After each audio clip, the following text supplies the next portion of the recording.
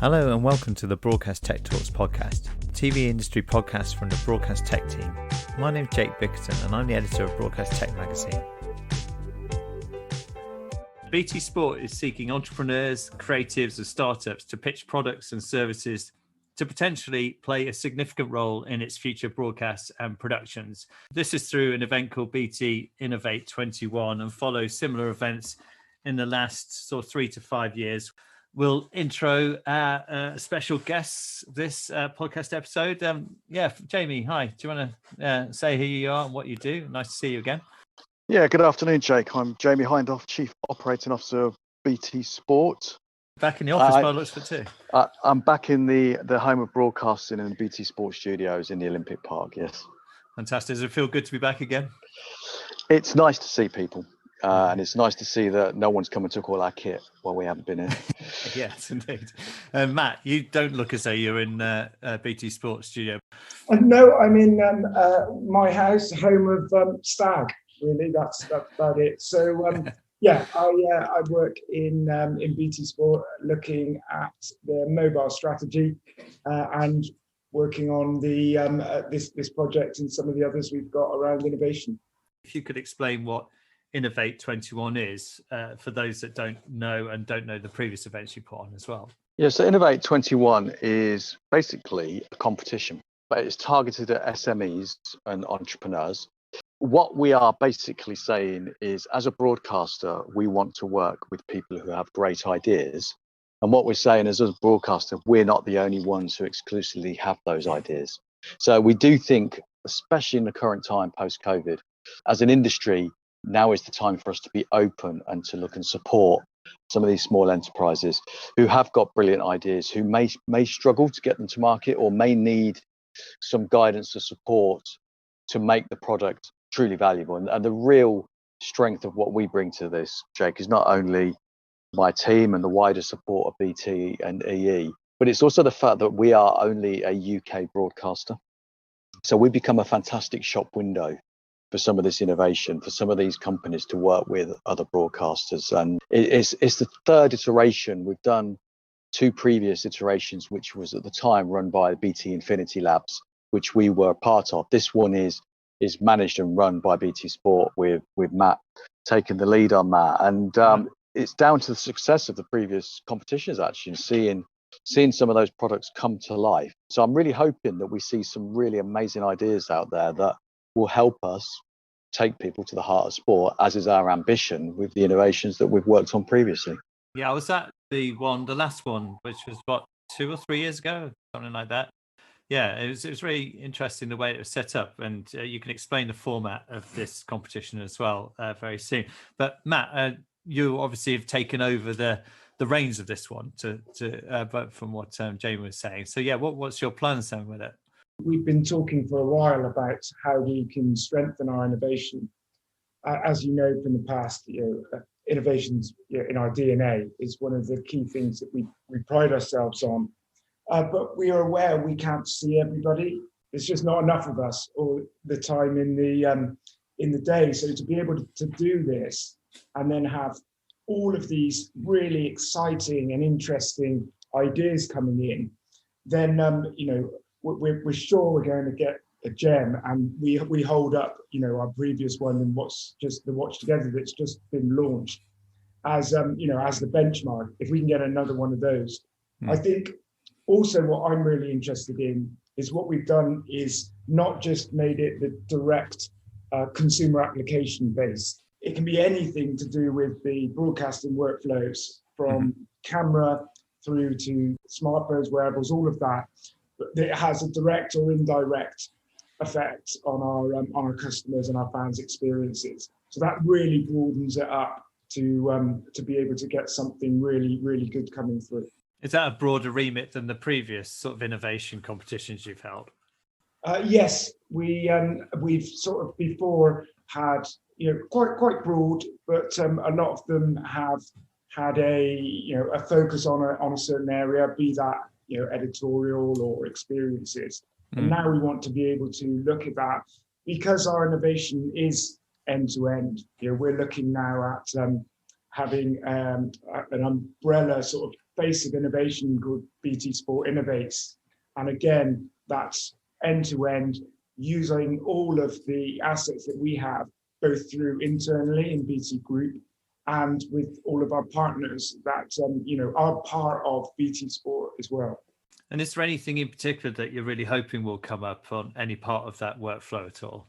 I'm really very interested in two areas, and I guess they're at the each ends of that workflow. One of them is what we can do around the cameras and the production, being able to really push the boundaries of new innovation. Like we've done a lot around 5G. There's the AI aspect, all of that, and then I'm really keen.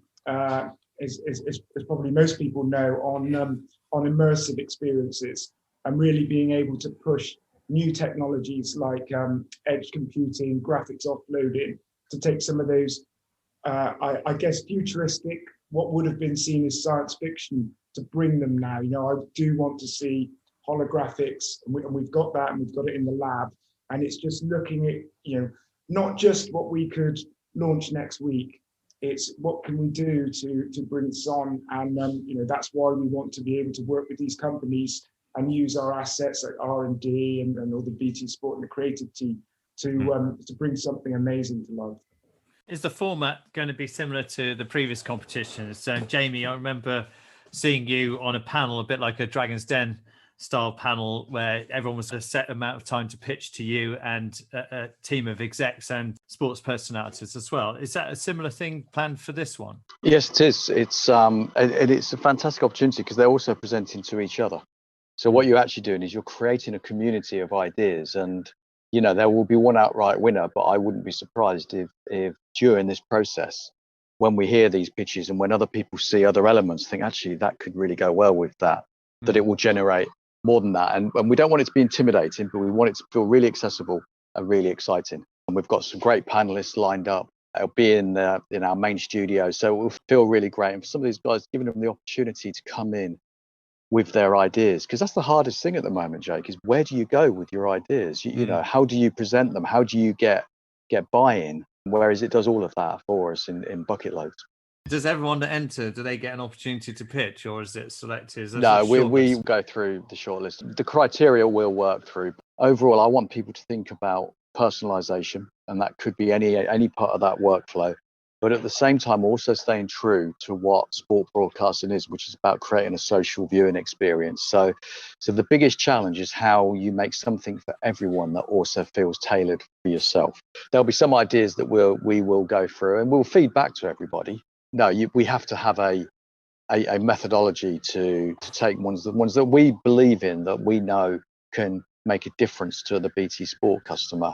And what does the winner receive? And there's obviously the commitment from BT Sport to look at how that product can be incorporated into your either production or broadcast side, or any part of the workflow at all. Is there any additional benefits as well for the winner? But they get support around connectivity and infrastructure from BT and EE. They get our R&D teams working with them to develop their products. And I think, Matt's talked about Sceenic, which is our Watch Together proposition, which we launched as part of Match Day Experience. It took us 2.5 years to bring that to market, to actually get it positioned. And Matt and myself probably spend more time now talking to overseas broadcasters or promoting what Scenic's product can do. There's your benefit case there and then. It's about us actually helping finesse that product, creating the environment to truly get the best out of their idea, but also almost becoming a sales arm as well to help these guys build their business. So you mentioned Scenic there. There's a very similar sounding company, Seenit, that won a previous innovation competition a few years before that. They were both very much a broadcast focused thing. And Matt, you've mentioned before how this time around you want to encourage innovations from any part of the pipeline at all. Is there a bit of the workflow that you're definitely thinking, actually, we could jump on this straight away if we got a particular innovation in around this? What would be your kind of hints and tips for anyone thinking of entering the Innovate 21 competition and pitching to you guys? Yeah, I personally would change the name of my company to be Seen Something. I was about to say, you ruined my gag before I had a chance to say it. Yeah. For me, really good innovation and experiences comes from a very simple concept, so not overcomplicating it. The only other thing, and this is critical, is understand what BT Sport already does. Don't come in with an idea that is either counter to what we do or is something we're already doing. And I'm always looking for something that complements and builds on what is a very clear roadmap for us around audience engagement and experiences. Why is it important for BT Sport to be demonstrating this innovation and your kind of commitment to other companies that are innovating, and really be seeing yourself as a pioneer of broadcast and production innovation? That's because that's who we are, Jake. And, not to be too flippant, so I often ask myself the same question, why do we put so much into this? And there's two answers. Firstly, is looking right back to when BT Sport was born, where we built an 86,000 square foot production hub in 18 weeks. We launched in less than a year this massive network. And what that did is it instilled a confidence in people to look forward, realizing our mindset, the way we work, the agility we had. Second thing that I think is a bit more from a business perspective is, BT Sport launched into a really tough market.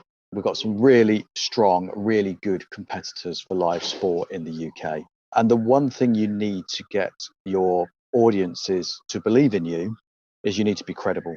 Sport audiences notoriously like to engage with sport in a different way because of the nature of what live sport is. It's not just here we are and you can turn us on, but first to 4K, first to Dolby Atmos, first to 8K, first to 360. All of these things are about enhancing that viewing experience. We're the only broadcaster with a fibre network, broadband network, largest 5G mobile operator in the UK, a very successful media broadcast arm.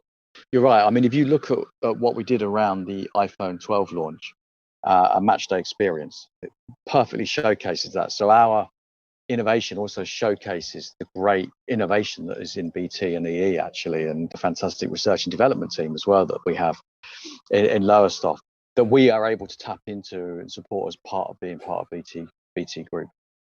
So if anyone wants to enter BT Innovate 21, what do they have to do? Just go on to btsport.com/innovate21.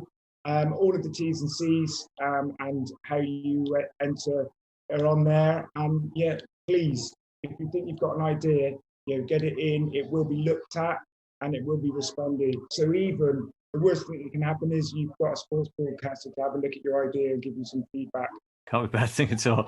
Well, best of luck with the competition. I'm really looking forward to seeing the shortlisted entrants and hopefully coming back to the studio to see the pitching process again this year. It was brilliant last time. So congratulations on launching it again this year, and I hope it goes really well. Thanks, Jake. If you enjoyed this podcast, please leave us a rating on your podcast provider. I'll see you next time for the next episode in the Broadcast Tech Talk series.